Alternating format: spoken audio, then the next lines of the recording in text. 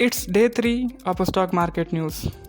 पिछले कुछ दिनों में ग्लोबल मार्केट में बहुत उथल पुथल मची हुई है क्योंकि यूएस प्रेसिडेंट डोनाल्ड ट्रंप के टैरिफ लगाने और फिर हटाने के अनाउंसमेंट ने अनसर्टिनिटी बढ़ा दी है और इससे इंडियन स्टॉक मार्केट भी इससे बच नहीं पाया है क्योंकि पहले बड़ी गिरावट देखी गई और फिर टैरिफ पॉज होने के बाद अच्छी रैली हुई है।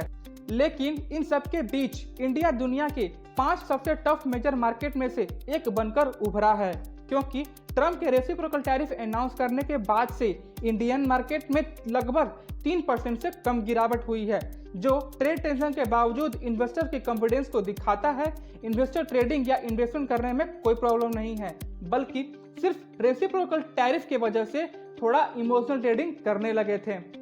अगर इस महीने अब तक इंडियन बेंचमार्क इंडेक्स के अपने ग्लोबल पीएस को कंपैरिजन में कंपेयर करें तो इंडियन स्टॉक मार्केट में इंडेक्स सेंसेक्स और निफ्टी ने पिछले कुछ सेशन में बहुत उतार चढ़ाव देखा गया है क्योंकि 2 अप्रैल को जब ट्रंप ने इंडियन इंपोर्ट्स पर 26% का टैरिफ लगाने का प्लान अनाउंस किया तो 4 अप्रैल को सेंसेक्स 2200 पॉइंट से गिरा और निफ्टी 740 पॉइंट से भी ड्रॉप हुआ था। लेकिन 11 अप्रैल को इंडेक्स ने तेजी से रिकवरी की जब ट्रंप ने अपने रेसिप्रोकल टैरिफ प्लान पर 90 दिन का पॉज अनाउंस किया, जिससे इन्वेस्टर्स को बहुत रिलीफ मिला और सेंसेक्स 1300 पॉइंट से ज्यादा रैली करके लगभग 75,157 पर पहुंच गया। लेकिन ये अभी भी pre reciprocal tariff imposition level 76,617 से नीचे है और निफ्टी लगभग 2% अप होकर 22,828 पर ट्रेड कर रहा है।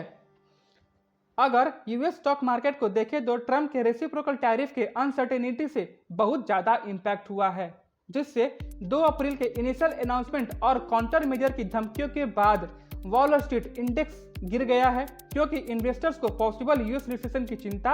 होने लगी थी और tech heavy Nasdaq composite index 2 April से 13% से ज्यादा क्रैश होकर 8 अप्रैल को रिकॉर्ड लो पर पहुंच गया। फिर S&P 500 और